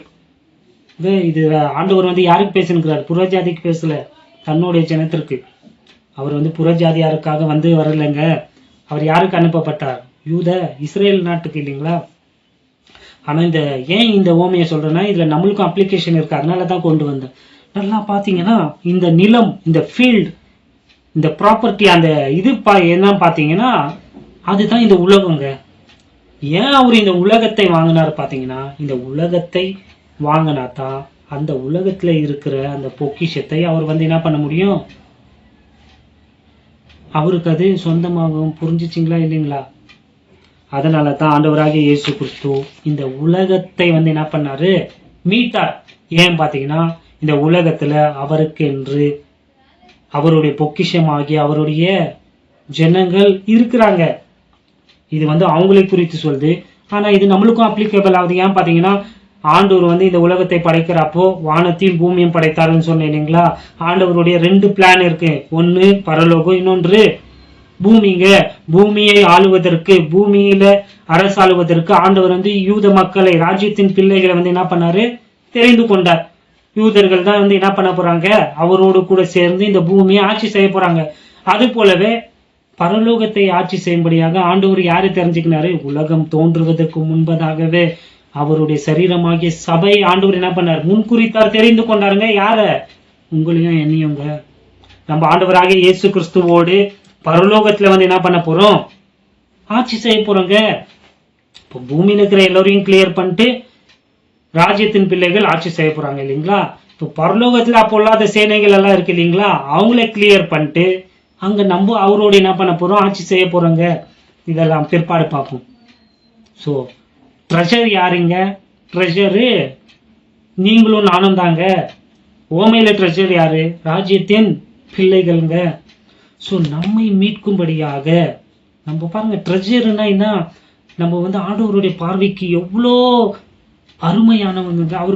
அவருக்கு நம்ம மேல எவ்வளவு இஷ்டம் பாருங்க, எவ்வளவு அன்பு பாருங்க. அதுதான் யோவான் 3:16 வாசிக்கிறேன். இந்த உலகத்தை அவர் எவ்வளவாய் நேசித்தார், அவருடைய குமாரனையே என்ன பண்ணிட்டார், கொடுத்துட்டார். எதற்கு, நம்மளை மீட்கும்படியாகங்க, நம்ம அவரோடு கூட இருக்கும்படியாக, ஆளுகை செய்யும்படியாக. அற்புதமான சத்தியம் பாத்தீங்களா? ஸோ ஆண்டவர் இந்த உலகத்தை என்ன பண்ணாரு, மீட்டாருங்க. ஸோ திருப்பி அங்கே பரலோகத்துக்கு போயிடலாம். இந்த சம்பவம் தான் அங்கே நடக்குதுங்க. வெளிப்படுத்தின விசேஷம் 5ஆம் அதிகாரம். சாரி, அங்கே ஒரு கை வைக்க சொல்லணும், நான் சொல்லலை. 5வது வசனம் பாருங்களேன். அப்பொழுது மூப்பர்களில் ஒருவன் என்னை நோக்கி, ஒரு எல்டர் யோவானை பார்த்து சொல்றாரு, நீ அழ வேண்டாம், இதோ யூதா கோத்திரத்து சிங்கமும் தாவீதின் வேருமானவர் புஸ்தகத்தை திறக்கவும் அதன் 7 முத்திரைகளை உடைக்கவும் ஜெயம் கொண்டிருக்கிறார் என்றான். ஸோ இங்க அந்த பரலோக சீன்ல பாத்தீங்கன்னா இப்பதாங்க அந்த டைம், இப்பதாங்க அந்த 1 வருஷம் 7வது நாளுங்க. உங்களுக்கு புரியும்படியாக சொல்றேங்க. இந்த நிலத்தை இப்போ மீட்கலன்னா எப்பவுமே மீட்க முடியாது. இப்போ பரலோகத்துல நம்ம யோவான் பாக்குற அழுகுறாரு இல்லைங்களா? ஏன் அழுந்தாரு பாத்தீங்கன்னா, இந்த உலகம் யாரு கையில இருக்குது, பிசாசு கையில இருக்குங்க. அவன் இந்த உலகத்தை எப்படி பண்ணி வைத்திருக்கிறான்ட்டு இப்போ சுத்தி பாருங்களேன், சின்ன பின்னமா மாத்தி வைத்திருக்கிறாங்க. எங்க பார்த்தாலும் சண்டைகள், யுத்தங்கள், இச்சை, பாவம், கொலை, வன்மம். எப்படி எவ்வளவு அழகா படைச்சார் ஆண்டவர் இந்த உலகத்தை, அவன் எப்படி இதை அலங்கோலமா பண்ணி வச்சுட்டு இருக்கிறான் பாருங்க. ஸோ இதை மீட்க யாருமே இல்லையா? பரலோகத்துல பார்த்தா யாரும் கிடையாது. சரி, பூமியில பாத்தீங்கன்னா பூமியில கூட யாருமே இல்லைங்க. நீங்க உங்களுக்கு தெரிஞ்ச எவ்வளவு பெரிய ஆளுனா இருக்கட்டும், எவ்வளவு பெரிய ரூலர்னா இருக்கட்டும், கிங்னா இருக்கட்டும், தகுதி உள்ளவங்க இல்ல இந்த உலகத்தை மீட்க. சரி, செத்து போனவங்க லிஸ்டனா பாருங்க, பூமிக்கு கீழே இருக்கிறவங்களா பாருங்க, எவனும் இல்லை, யாருமே இல்லைங்க இந்த உலகத்தை மீட்க. இப்போ விட்டால் தான் லாஸ்ட் சான்ஸுங்க. இப்போ விட்டா இந்த உலகம் நிரந்தரமா யாருக்கு போய் சேர்ந்துரும், சாத்தானுக்கு போய் சேர்ந்துருங்க. அதனால தாங்க அழுகுறாருங்க அவரு. ஐயோ, யாருமே இல்லையா, யாருமே இதற்கு தகுதி உள்ளவங்க இல்லையா, இந்த உலகத்தை, இந்த பூமியை மீட்க, இந்த உலகத்தை காப்பாத்த யாருமே இல்லையான்ட்டு அழுகுறாப்போ அங்க ஒரு எல்டர் சொல்றாரு, மூப்பர் சொல்றாரு, அல்லாதப்பா, இருக்கிறாரு. யூத ராஜசிங்கம் ஒருத்தர் இருக்கிறாரு, தாவீதின் வேறு ஒருத்தர் இருக்கிறாரு. அந்த புத்தகத்தை வாங்கவும் அதுல இருக்கிற 7 முத்திரையும் உடைக்க பாத்திரர் ஒருத்தரே இருக்கிறாரு அப்படின்னு சொல்றாருங்க. உடனே யோவான் திரும்பி பார்த்தா 6வது வசனம், அப்பொழுது இதோ அடிக்கப்பட்ட வண்ணமா இருக்கிற ஒரு ஆட்டுக்குட்டி சிங்காசனத்திற்கும் 4 ஜீவன்களும் மூப்பர்களும் மத்தியிலே நிற்க கண்டேன். அது 7 கொம்புகளையும் 7 கண்களையும் உடையதாய் இருந்தது. அந்த கண்கள் பூமி எங்கும் அனுப்பப்படுகிற தேவனுடைய 7 ஆவிகளையாம். பாத்தீங்களா? திரும்பி பார்த்தா யூத ராஜசிங்கம் தாவீதின் வேறு நல்லா இவர் சொல்றாரு. ஆனா இவர் திரும்பி பார்த்தா ஒரு ஆடு நிக்குதுங்க. அந்த ஆடு அடிக்கப்பட்டு இருக்கு, ஆனா நிற்குது. என்ன குறிக்கிறது? இயேசு கிறிஸ்து மரித்தார், ஆனால் உயிரோடு எழுந்தார். ரெண்டுமே குறிக்குதுங்க. அடிக்கப்பட்டிருக்கு, அதாவது மரிச்சார் இல்லைங்களா, அதையும் பாக்குறாரு. ஆனா அந்த ஆடு நிக்குது, செத்துச்சு ஆனா இப்போ நிக்குது. இது எதை குறிக்கிறது? இயேசு கிறிஸ்துவனுடைய மரணம், அடக்கம், உயிர் தெழுதலை பாக்குறாருங்க. இது எங்கேயோ பாத்துக்கிற மாதிரி இருக்கு, எங்கேயோ இல்ல. நீங்க தான் எழுதுகிறீங்க இதை பத்தி. எங்க உங்களுடைய சுவிசேஷ நூல்ல நீங்க தான் எழுதுனீங்க. 1ஆம் அதிகாரம் 29வது வசனம், இதோ உலகத்தின் பாவத்தை சுமந்து தீர்க்கிற தேவ ஆட்டுக்குட்டி. இவரு பாக்குறாருங்க. ஆச்சரியம் அவருக்கு. ஆமாப்பா, இது யாரு? இயேசு கிறிஸ்து. சந்தோஷம் இருக்கு. ஏன்னா இந்த லாஸ்ட் சான்ஸ என்ன அவள மிஸ் ஆகி போல பாருங்க. ஏன்னா இயேசு கிறிஸ்து அந்த இதை என்ன பண்ணிட்டாரு? மீட்டுட்டாருங்க. இந்த பூமியின் உடைமை பத்திரத்தை அவர் என்ன பண்ணிட்டாரு? மீட்டுட்டாரு. ஆதாமனால இறக்கப்பட்ட, ஆதாமால பறிமுதல் செய்யப்பட்ட இந்த பூமியை ஆண்டவராக இயேசு கிறிஸ்து என்ன பண்ணிட்டாரு? தம்முடைய சொந்த ரத்தத்தை சிந்தி என்ன பண்ணிட்டாரு? மீட்டுட்டாருங்க. எல்லாம் கவனம் வச்சுக்கோங்க. சிச்சுவேஷன், டைம் பீரியட், இதெல்லாம் ரொம்ப ரொம்ப முக்கியங்க. இல்லைன்னா உங்களால வேதத்தை புரிஞ்சிக்க முடியாது. யூத பிரமாணத்தின்படி அல்லது யூத கட்டளையின்படி பார்த்தீங்கன்னா, ஒரு எதையோ ஒன்றை விற்கிறீங்கன்னா அதற்கு கால அவகாசம் எவ்வளோன்னு பார்த்தீங்கன்னா 7 வருஷங்க. 7 வருஷத்துக்குள்ள அதை நீங்க என்ன பண்ணிடணும்? மீட்டுக்கொள்ளணும். இதற்கு நிறைய வசனங்கள் பழைய ஏற்பாட்டில் இருக்கு. நம்மளுக்கு நேரம் இல்லை பாருங்க. உங்களுக்கு நான் டிஸ்கிரிப்ஷன் பாக்ஸ்ல எல்லாம் அந்த வசனத்தை கொடுக்குறேன், வாசிச்சு பாருங்க. ஒரு அடிமையே நீங்க இதை வாசிச்சிருப்பீங்க. ஒரு அடிமையை வித்தா அவன் அந்த வீட்டுல 7 வருஷம் மாத்திரம் தான் அடிமையா இருக்கணும். இப்ப நம்ம நிறைய விஷயங்களை வாங்குறோம் இல்லைங்களா? அப்போ அந்த காலத்துல எல்லாம் பாத்தீங்கன்னா மனுஷரையே என்ன பண்ணாங்க? வித்தாங்கங்க. இந்த கிரீக்ஸ், இந்த ரோமன்ஸ், அவங்களுடைய பீரியட்ல எல்லாம். ஈவன் நீங்க யோசேப்பை கூட பாத்தீங்கன்னா யாருக்கு வித்துடுறாங்க? எகிப்துல போய் வித்துறாங்க இல்லைங்களா? இஸ்மாயிலர்களுக்கு விற்கிறாங்க. அவங்க யாருக்கு வித்துறாங்க? போத்திபார் வாங்குறாங்க இல்லைங்களா? யோசேப் அடிமையா. அது போலவே ஒரு அடிமை வாங்கப்பட்டால் அவன் எனக்கு, இப்ப நான் ஒரு அடிமையா வாங்குறேன் ஒருத்தனை, அவன் எனக்கு 7 வருஷம் தான் எனக்குள்ள இருக்கணும், என்கிட்ட வேலை செய்யணும், அடிமையா இருக்கணும். 7 வருஷம் முடிஞ்சிருந்தா அவனை நான் ரிலீஸ் பண்ணிடணும். அதற்கு மேலாம் அவனை அடிமையா நான் வைக்க கூடாது, அதிகாரம் கிடையாது. விளங்கிச்சுங்களா இல்லைங்களா? ஸோ இந்த உலகம் சாத்தான் கையில விற்கப்பட்டது எப்போ பார்த்தீங்கன்னா 6000 வருஷங்களுக்கு முன்பதாக. அதாவது ஆண்டவருக்கு 1000 வருஷம் ஒரு நாள் மாதிரி, ஒரு நாள் 1000 வருஷம். ஸோ அக்கார்டிங் டு காட் 6 நாளுக்கு முன்பதாக இந்த உலகம் ஆதாமால சாத்தான் கிட்ட என்ன பண்ணப்பட்டது? விற்கப்பட்டது. இப்போ 6வது நாளுடைய அந்த எண்டில் இருக்கிறோம். 6 மில்லியன் ஆயிடுச்சுங்க. 6000 வருஷம் ஆயிடுச்சு. 6 நாள் முடியுது. இப்போ 7வது நாள் இன்னும் ஸ்டார்ட் ஆகல, போக போறோம். இப்போ ஆண்டவர் இந்த உலகத்தை என்ன பண்ணணும்? மீட்கணும். அந்த சம்பவத்தை தாங்க இங்க நம்ம வாசிச்சுட்டு இருக்கிறோம் 5ஆம் அதிகாரத்துல. இங்க இதுக்கு முன்னாடி உங்களுக்கு நான் போதிச்சிருக்கிறேன். ஓசியா இல்லைங்களா? ஓசியா 5ஆம் அதிகாரம் தெரிஞ்சுக்கிங்களா? நான் உங்களுக்கு இதை போதிச்சிருக்கிறேன். 15வது வசனம், அவர்கள் தங்கள் குற்றங்களை உணர்ந்து என் முகத்தை தேடும் மட்டும் நான் என் ஸ்தானத்திற்கு திரும்பி போய்விடுவேன். ஆமா, கவனம் இருக்குங்களா? நீங்க யாரும் கேட்பீங்கன்னு நினைச்சேன், கேட்கல. ஆனா நானே சொல்லிடுறேன். வேற எதையோ கேட்குறீங்க, தேவையில்லாதது. ஸோ ஆண்டவர் என்கிட்ட பேசினாரு, இது யூஸ்ஃபுல்லா இருந்துச்சு, இது சொல்ல இந்த இதுக்கு புரியல, அதெல்லாம் கேட்பீங்கன்னா யாரும் கேட்க மாட்டே இருக்கிறீங்க.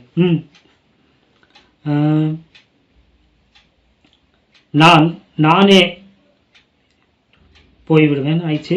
தப்பு சாரி 15வது வசனம் இல்லையா, மன்னிச்சுக்கோங்க. ஓசியா 5ஆம் அதிகாரம் 15வது வசனம் பாருங்க. அவர்கள் தங்கள் குற்றங்களை உணர்ந்து என் முகத்தை தேடும் மட்டும் நான் என் ஸ்தானத்திற்கு திரும்பி போய்விடுவேன். இயேசு கிறிஸ்துவை அவங்க சிலுவையில் அரைஞ்சிட்டாங்க இல்லைங்களா, அதை அவங்க உணர்ந்து அவரை தேடும் மட்டும் நான் என்னுடைய இடத்திற்கே போயிடுவேன். இயேசு கிறிஸ்து 2000 வருஷங்களுக்கு முன்பதாக என்ன பண்ணாரு, போயிட்டாரு இல்லைங்களா. தங்கள் ஆபத்தில் என்னை கருத்தாய் தேடுவார்கள். உபத்திர காலத்துல இயேசு கிறிஸ்துவை இவங்க என்ன பண்ண போறாங்க, தேட போறாங்க. 6ஆம் அதிகாரம் 1வது வசனம். கர்த்தரிடத்தில் திரும்புவோம் வாருங்கள், நம்மை பீறினார் அவரே நம்மை குணமாக்குவார், நம்மை அடித்தார் அவரே நம்முடைய காயங்களை கட்டுவார். 2வது வசனம், இதுதான் முக்கியமான வசனம். 2 நாளுக்கு பின்பு அவர் நம்மை உயிர்ப்பிப்பார். 2 நாளைக்கு பிற்பாடு அவர் நம்மளை என்ன பண்ணுவாரா, உயிர்ப்பிப்பாராம். மீண்டும் நம்மளை கடந்த 2 நாள் 2000 வருஷங்களாக இஸ்ரேலுக்கு நாடு இல்லாத இருந்துச்சு இல்லைங்களா. 2 நாளைக்கு அப்புறம் அவங்களை என்ன பண்ணார் ஆண்டவர், 2000 வருஷங்களுக்கு அப்புறம் அவங்கள உயிர்ப்பித்தாருங்க. தீர்க்க தரிசனம் நிறைவேறுதுங்க.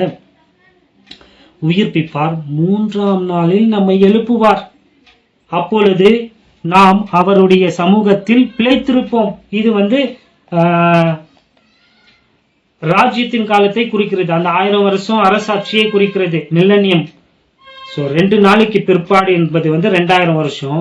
இப்ப இயேசு கிறிஸ்துவுக்கு முன்பதாக பாத்தீங்கன்னா ஆதாமில இருந்து இயேசு கிறிஸ்து வரைக்கும் எவ்வளவு வருஷம், 4000 வருஷம். 4000 பிளஸ் 2000 6000 வருஷம். எவ்வளவு நாள் ஆயிருக்கு ஆண்டவருடைய பார்வையில் இந்த உலகம் 6 நாள் தாங்க ஆயிருக்கு. இப்ப 7வது நாள், அந்த 7வது நாள்ல ஆண்டவர் என்ன பண்ண போறாரு, இந்த உலகத்தை மீட்க போறாருங்க. மீட்டு இது 1000 வருஷம் அவர் என்ன பண்ண போறாரு, அரசால போறாருங்க. 2000 வருஷம் தான் 6 நாள் தான் முடிஞ்சிச்சே நீங்க நினைச்சீங்கன்னா அது தப்பு. ஏன்னா நம்மளுடைய கேலண்டர் வேறங்க, நம்மளது கிரிகோரியன் கேலண்டர் தான் நினைக்கிறேன். ஆமா, ஆனா யூத கேலண்டர் படி நீங்க பார்க்கணும். ஆண்டவர் இந்த கேலண்டர் படி செயல்படுறதுல அவருக்குன்ட்டு அவர் கொடுத்த அந்த கேலண்டர் படி தாங்க அவர் செயல்படுறாரு. அப்ப 6000 வருஷம் எக்ஸாக்டா முடிஞ்சிச்சா பாத்தீங்கன்னா என்னை பொறுத்த மட்டும் எங்கேயோ அந்த கடைசி வினாடியில இருக்கிறோங்க. 6 நாள் முடிய போற அந்த செகண்ட்ஸ்ல இருக்கிறவங்க கூட சொல்லலாம். நான் சும்மா சொல்லுங்க. இப்ப பாருங்க, 6000 வருஷம் முடிய போற கம்ப்ளீஷன் ஆயிடுச்சுன்னு சொல்றாங்க, ஆகல. எங்கேயோ இது மிஸ் ஆயிருக்கு நாள். அது டெலிபரேட்டா தான் ஆண்டவர் மறைச்சிருக்கிறாரு நான் நினைக்கிறேன். ஏன்னா ரகசியம் இருக்கு இல்லையா, நம்ம பரலோகத்துக்கு போன பிற்பாடு 7 வருஷத்திற்கு அப்புறம் தான் அவர் வருவார் இல்லைங்களா. ஆண்டவர் தாங்க அதை மறைச்சு வைத்திருக்கிறாரு. கரெக்டா இந்த 6வது நாள் முடிய போகுதுங்க. அந்த லாஸ்ட் செகண்ட்ஸ்ல, மினிட்ல கூட இல்ல, செகண்ட்ஸ்ல இருக்கிறோங்க. ஆண்டவர் எப்பனா வரலாங்க, எப்பனா நம்ம பரலோகத்துக்கு போறோங்க. கிறிஸ்துவின் சரீரமாகிய சபை எடுத்துக்கொள்ளப்பட போகிறது. அது எந்த வினாடினா நடக்கும், இப்ப கூட நடக்கலாம், நாளைக்கு நடக்கலாம். ஆனா அந்த டைம் பீரியட்ல தான் நம்ம இருக்கிறோம். சரி, மீண்டும் ஏன் இதை சொல்லணும்னா, இந்த உலகத்தை ஆதாம் சாத்தானுக்கு விற்று எவ்வளவு நாள் ஆயிற்று, 6 நாள் ஆயிற்று, 6 வருஷம் ஆயிடுச்சு ஆண்டவருடைய பார்வையில. 6 இயர்ஸ், 6000 வருடங்கள். இப்ப ஆண்டவரத்தை என்ன பண்ண போறாரு, மீட்க போறாரு. அந்த மீட்கிற சம்பவத்தை தான் நம்ம எங்க பார்த்துட்டு இருக்கிறோம், வெளிப்படுத்தின விசேஷம் 5ஆம் அதிகாரத்துல பார்த்துட்டு இருக்கிறோம். பாருங்க, வாசிப்போம். 6வது வசனம். அப்பொழுது இதோ அடிக்கப்பட்ட வண்ணமாயிருக்கிற ஒரு ஆட்டுக்குட்டி சிங்காசனத்திற்கும் 4 ஜீவன்களும் மூப்பர்களும் மத்தியில நிற்க கண்டேன். அது 7 கொம்புகளையும், இதெல்லாம் வேற என்னைக்குன்னா நம்ம தியானிக்கலாம், இந்த 7 கொம்பு 7 கண்கள் எல்லாம். ஏன்னா அதற்குள்ள போனோம்னா நம்ம பாடத்துல இருந்து வெளியே போயிடுவோம். 7வது வசனம்.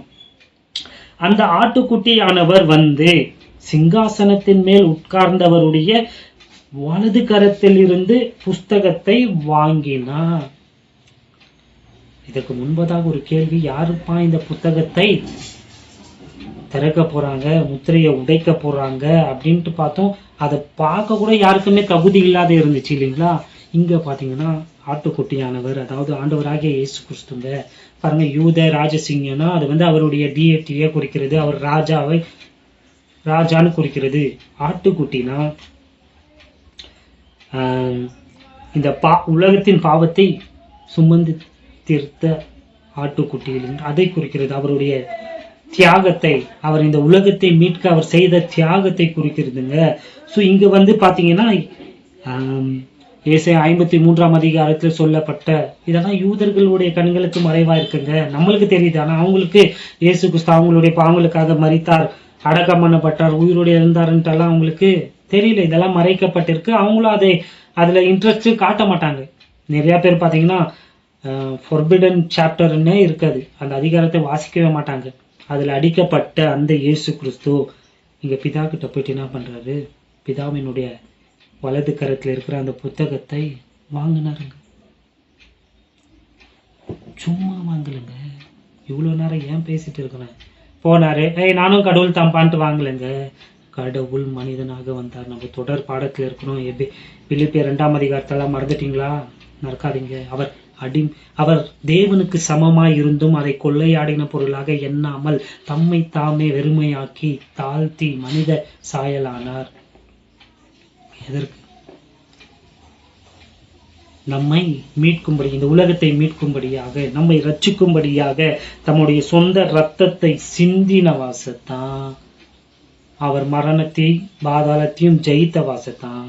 அவர் வந்து பிதாவினுடைய வலது கரத்தில் இருக்கிற அந்த புத்தகத்தை வாங்குற தகுதியை பெற்றுக்கொண்டார், தகுதியை அடைந்தார், சாதித்தார். அதனாலதான் அவர் தகுதி உள்ளவராக மாறினார் என்பது குறிப்பிடத்தக்கது. ஏன்?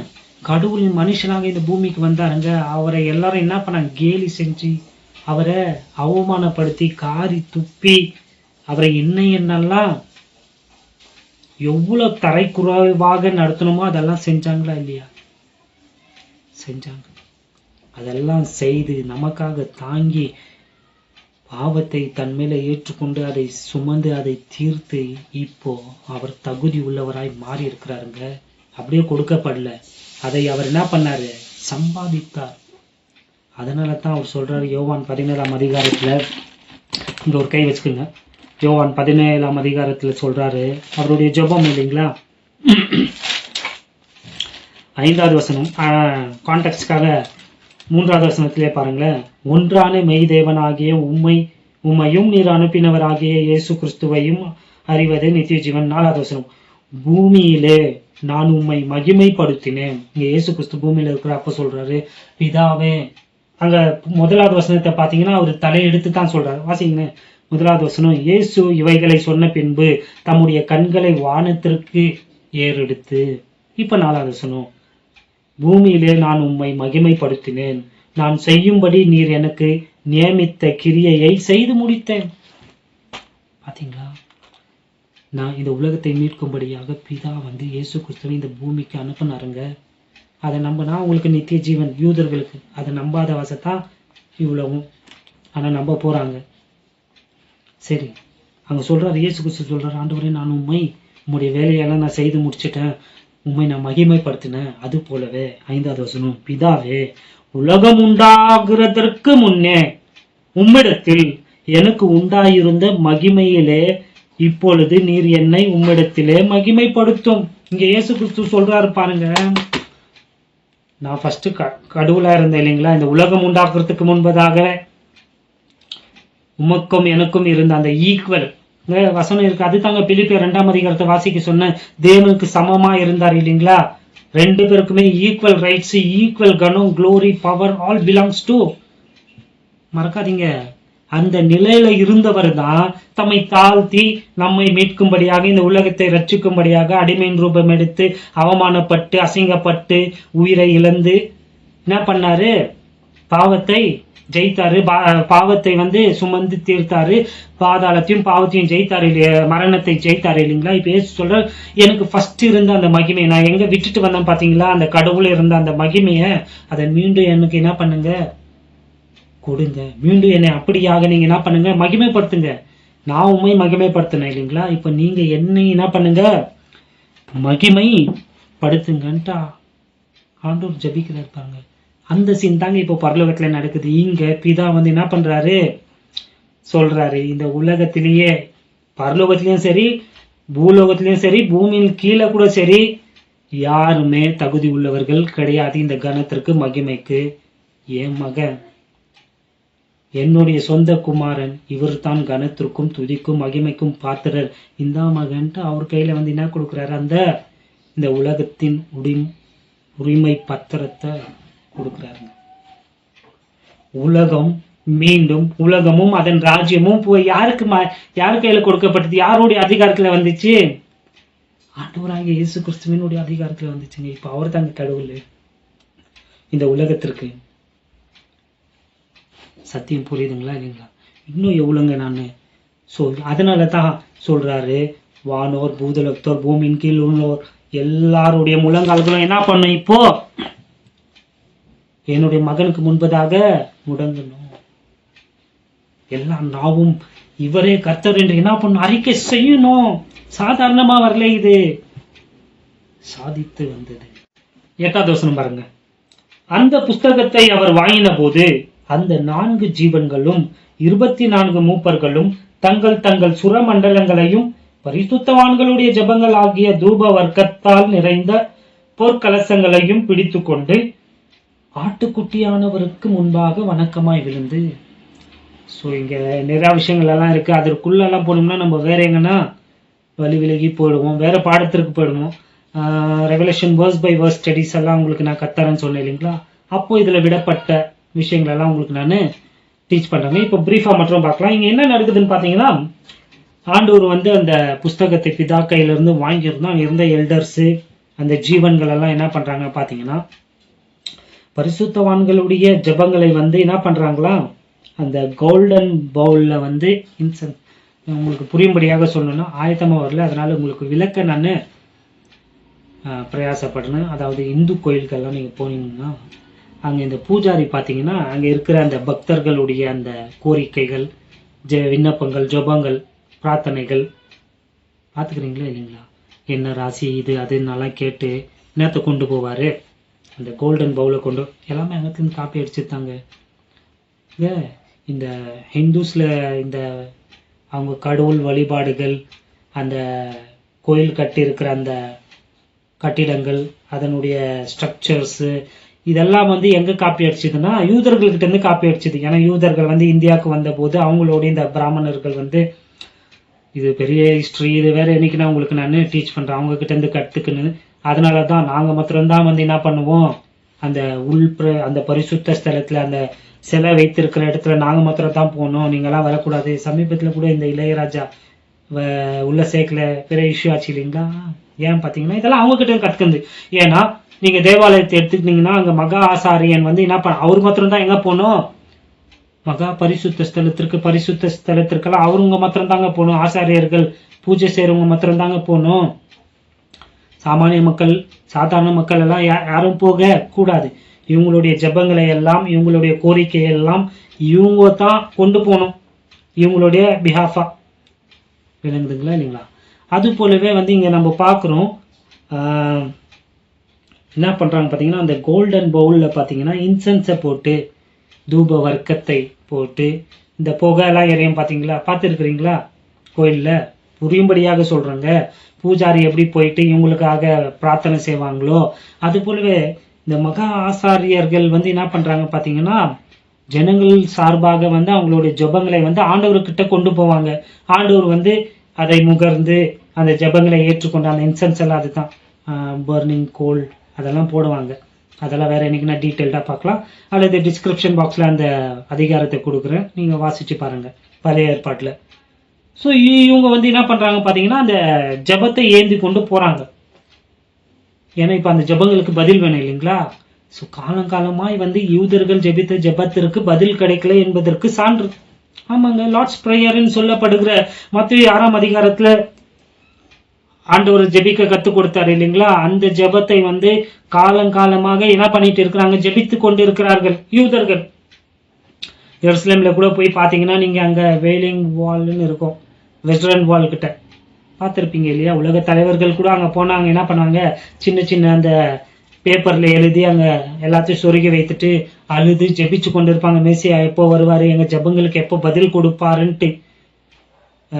பரமண்டலங்கள் இருக்கிற எங்கள் பிதாவே உடைய நாமம் பரிசுத்தப்படுவதாக உடைய ராஜ்யம் வருவதாகன்ட்டு இயேசு கிறிஸ்து ஜெபிக்க கத்துக் கொடுத்தாரு இல்லைங்களா?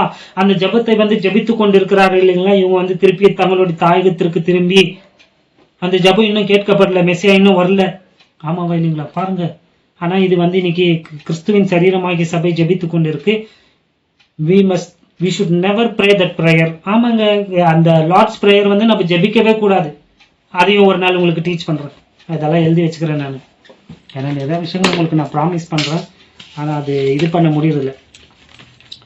நான் எழுதி வச்சுக்கிறேன், உங்களுக்கு சீக்கிரத்துல இதை நான் போதிக்கிறேன். நம்ம ஏன் ஆண்டவருடைய ஜெபத்தை வந்து ஜெபிக்க கூடாதுன்ட்டு. why we should not pray Lord's prayer. So இவங்களுடைய ஜெபங்களுக்கெல்லாம் இப்போ பதில் கிடைக்க போகுது. ஆமாவா இல்லைங்களா? இப்ப இயேசு கிறிஸ்துவுக்கு இந்த உலகம் என்ன ஆயிடுச்சு? இந்த உலகத்தின் ராஜ்யங்கள் எல்லாம் யாருக்குங்க சொந்தமாயிடுச்சு? இப்பதானே பார்த்தோம். பிதாவின் கையில இருக்கிற அந்த புஸ்தகத்தை அவர் சுருள வாங்கிட்டாருங்க.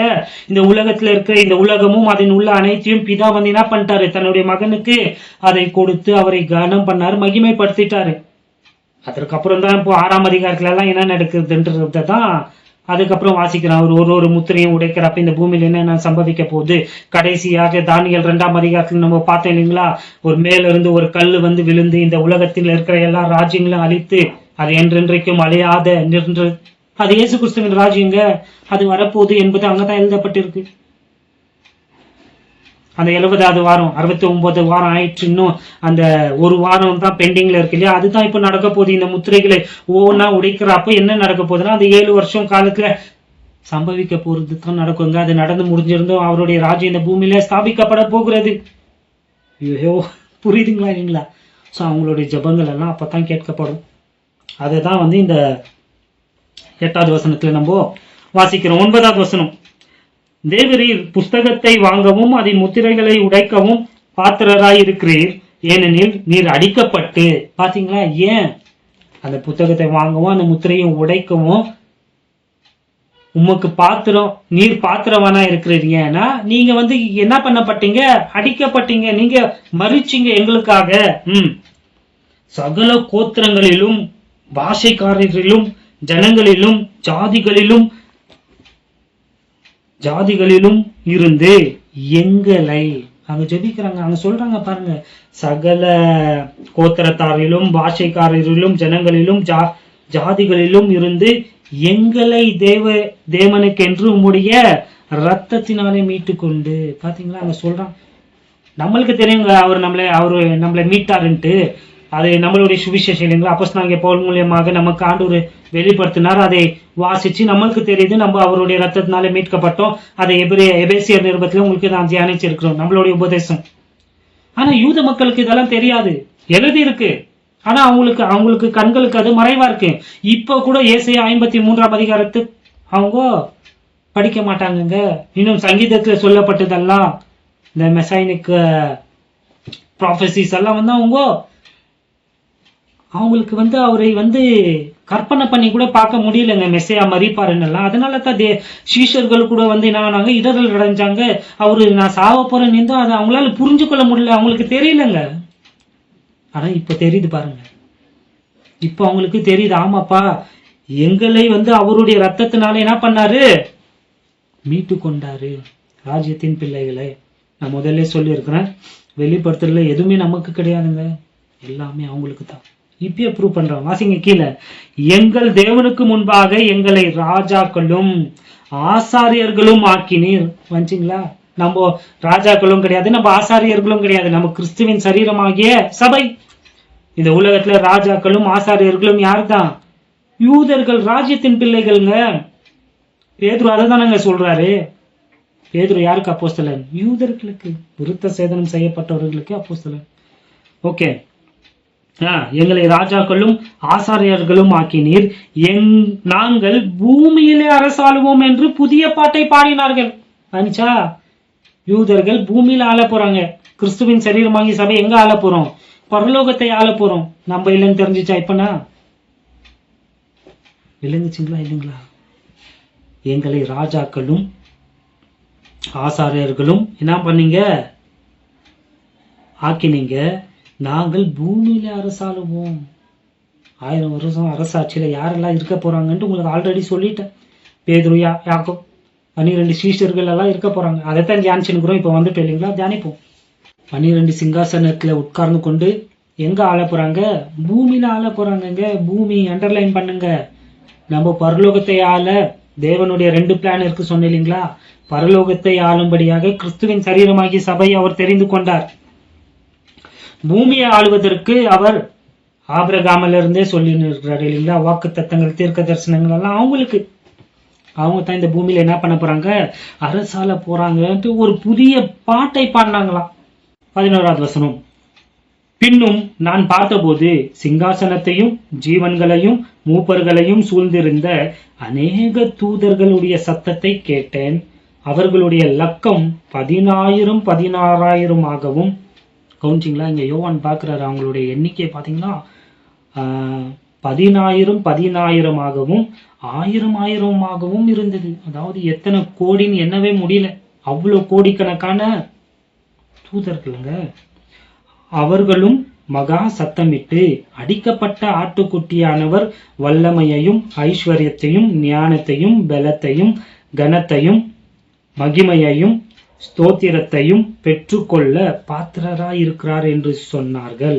அப்பொழுது வானத்திலும் பூமியிலும் பூமியின் கீழும் இருக்கிற சிருஷ்டிகள் யாவும், சமுத்திரத்தில் உள்ளவைகளும் அவற்றுள் உள்ளடங்கிய வஸ்துக்கள் யாவும், சிங்காசனத்தின் மேல் வீற்றிருக்கிறவருக்கும் ஆட்டுக்குட்டியானவருக்கும் ஸ்தோத்திரமும் கனமும் மகிமையும் வல்லமையும் சதா காலங்களிலும் உண்டாவதாக என்று சொல்ல கேட்டேன். அதற்கு 4 ஜீவன்களும் ஆமேன் என்று சொல்லின. 24 மூப்பர்களும் வணக்கமாய் விழுந்து சதா காலங்களிலும் உயிரோடு இருக்கிறவரை தொழுது கொண்டார்கள். இங்க பாத்தீங்கன்னா இந்த புத்தகத்தை அவர் வாங்கிட்டார் இல்லைங்களா, அதற்கு பாத்திரவனா இருக்கிறார் இல்லைங்களா. இதை பார்த்து கோடான கோடி தூதர்களும் அந்த எல்டர்ஸும் எல்லோருமே என்ன பண்றாங்களா? ஆண்டவரை துதிக்க ஆரம்பிச்சிட்டாங்க. கவனிச்சிங்களா? முழு பரலோகத்தின் சேனையும் அவரை வணக்கமா என்ன பண்றாங்க? they worship, அவரை ஆராதிச்சாங்க. சிங்காசனத்தில் உட்கார்ந்து கொண்டிருக்கிற பிதாவையும் ஆட்டுக்குட்டி ஆனவராகிய இயேசு கிறிஸ்துவையும் அவர்கள் என்ன பண்ணாங்க? ஆராதிச்சாங்க, துதிச்சாங்க, புதிய பாட்டை பாடினாங்க. இந்த பாட்டு நம்ம இன்னைக்கு கிறிஸ்துவின் சரீரமாகிய சபை பாடிக்கொண்டிருக்கு. ஆனா அவங்க அது பாடல, அது அவங்களுக்கு புது பாட்டா இருக்கு. ஏன்னா அவங்க அப்புறமா தான் தெரிய போகுது இவர் அவங்களுடைய பாவங்களுக்காக மரித்தாருன்ட்டு. அப்புறம் தான் அவங்களுடைய கண்கள் திறக்கப்படுங்க. அப்போ அவங்க பாடுறாங்களாம் பாருங்க, அந்த புதிய பாட்டு இது. blessing and honor, glory and power be unto ancients of the day. கேட்டுக்கிறீங்களா? நான் கேட்டுருக்கேன். நம்ம இதை பாடின்னு தான் இருக்கிறோம். ஆனா அவங்களுக்கு அது அப்புறம் தான் அவங்க என்ன பண்ண போறாங்க? சத்தியத்தை தெரிஞ்சுட்டு பாட போறாங்க. ஏன் பாடுறாங்க? because he is worthy to be praised, to be worshipped. அவர் ஆராதிக்க, வணக்கத்திற்கு அவர் தகுதி உள்ளவருங்க. அங்க இருந்தவங்க எல்லாருமே சிங்காசனத்துல உட்கார்ந்து கொண்டிருந்த பிதாவையும் ஆட்டுக்குட்டியானவராகிய இயேசு கிறிஸ்துவையும் என்ன பண்ணாங்க? வணக்கமாய் விழுந்து பணிந்து கொண்டாங்க, துதித்தாங்க, ஆராதித்தாங்க. they worshipped him. worship என்ற வார்த்தை எதுல இருந்து எடுக்கப்பட்டதுப்பா? எதுல இருந்து எடுத்தாங்கன்னு பாத்தீங்கன்னா worthshipல இருந்து எடுக்கப்பட்ட வார்த்தை worship. worthshipனா தகுதி, மதிப்பு. அதுல இருந்து தாங்க இந்த வார்த்தை வந்தது worshipன்ட்டு. இயேசு கிறிஸ்து ஆராதனைக்கு பாத்திரர், மதிப்புக்குரியவர், மதிப்புள்ளவர், தகுதி உள்ளவர். ஏன்னா அவர் இந்த உலகத்துல மனுஷனாக அவதரித்து மரித்து இந்த வேல்யூவை அவர் என்ன பண்ணாரு? பெற்றுக்கொண்டார். இந்த மதிப்பை அவர் பெற்றுக்கொண்டார். அதனாலதான் அவரை எல்லோருமே என்ன பண்றாங்க? ஆராதிக்கிறாங்க. சோ முழு வானத்துல இருக்கிறவங்க மாத்திரம் கிடையாதுங்க, பூலோகத்திலும் பூமியின் கீழே கூட யாரு?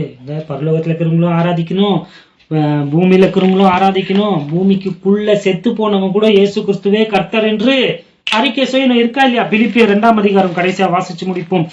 ரொம்ப நேரம் ஆயிடுச்சு, பரவாயில்ல. நான் ஃபர்ஸ்டே சொன்னேன் இல்லைங்களா, டைம் இல்லைனாலும் பாதியா நீங்க என்ன பண்ணுங்க, கேளுங்க. பிலிப்பியர் 2ஆம் அதிகாரம் வசனம் 6. அவர் தேவனுடைய ரூபமாயிருந்தும் தேவனுக்கு சமமாயிருப்பதை கொள்ளையாடின பொருளாக எண்ணாமல் தம்மை தாமே வெறுமையாக்கி அடிமையின் ரூபம் எடுத்து மனுஷர் சாயலானார். அவர் மனுஷர் ரூபமாய் காணப்பட்டு மரண பரியந்தம், அதாவது சிலுவையின் மரண பரியந்தமும் கீழ்ப்படிந்தவராகி தம்மை தாமே தாழ்த்தினார். ஆதலால், அதனால தான் அவர் சாதிச்சார் இல்லையா, அதனால தான் ஆதலால் தேவன் எல்லாவற்றுக்கும் மேலாக அவரை உயர்த்தி, பரலோகத்துல இப்ப நம்ம தியானிச்சுட்டு இருக்கிற சம்பவங்க, இயேசுவின் நாமத்தில் வானோர் பூதலத்தோர் பூமியின் கீழானோருடைய முழங்கால் யாவும் முடங்கும்படிக்கு. வானத்துல எல்லாருடைய முழங்காலும் முடங்குச்சு. நம்ம பார்த்துட்டோம். இங்க பூமியில நம்மளுடைய முழங்கால் எல்லாம் முடங்க போகுது. நம்ம ஆல்ரெடி வாரம் வாரம் அதை செய்யறோம். அவர் வராப்ப இந்த உலகத்துல இருக்கிற எல்லாருடைய முழங்காலும் அவருக்கு முடங்குங்க. ஏன்னா அவர் தான் இந்த உலகத்தின் கடவுள் இல்லையா, ராஜா இல்லைங்களா. ஆனா அங்க கீழே இன்னொன்னு சொல்லப்பட்டிருக்கு பாத்தீங்களா,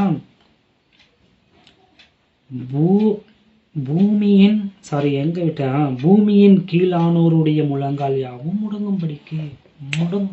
பூமியின் கீழானோர்னா செத்து போன எல்லாருமே. இன்னைக்கு ஆண்டவரை எவ்வளவு பேர் பகைச்சாங்க, அவர் கடவுள் இல்லைன்னு அவரை சிலுவையில் அரைஞ்சவங்க, அவரை வெறுத்து அவருக்கு விரோதமாய் செயல்பட்டு அவரை கடவுளாக ஏற்றுக்கொள்ளாமல் நரகத்துல எரிஞ்சு நிற்கிறாங்க இல்லைங்களா, அவங்களுடைய முழங்காலும் மடங்கும். ஆமாங்க, அதனால அவங்களுக்கு ரட்சிப்பெல்லாம் கிடையாது.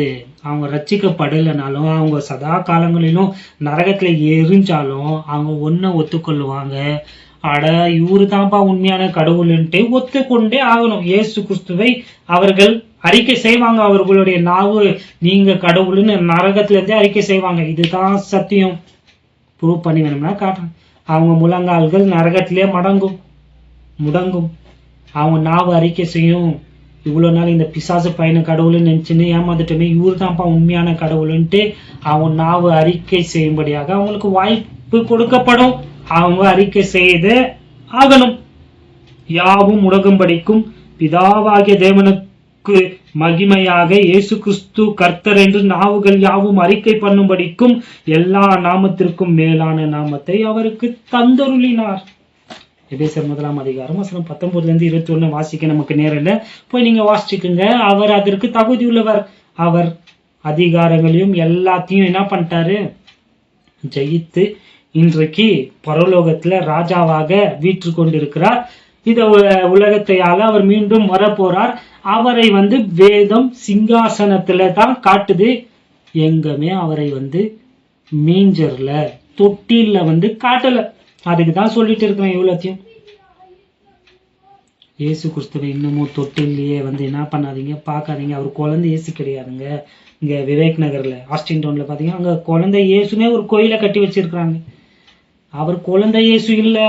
அவர் வளர்ந்து 33 வருஷம் இந்த பூமியில வாழ்ந்து மனிதர்களுடைய பாவத்திற்காக மரித்து அடக்கம் பண்ணப்பட்டு 3ஆம் நாள் உயிரோடு மரணத்தை ஜெயித்து எழுந்த உயிரோடு இருக்கிற கடவுளுங்க.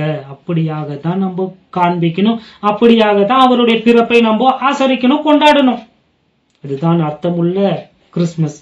தொட்டில இல்ல, not in the manger, on the throne. இல்லைங்களா? பரிசுத்த ஆவியானவர் இந்த வார்த்தைகளை கொண்டு உங்களுக்கு ஊழியம் செய்வாராக. ஆண்டவராகிய இயேசு கிறிஸ்துவின் கிருபையும் சமாதானமும் நம் அனைவரோடும் இருப்பதாக. ஆமென்.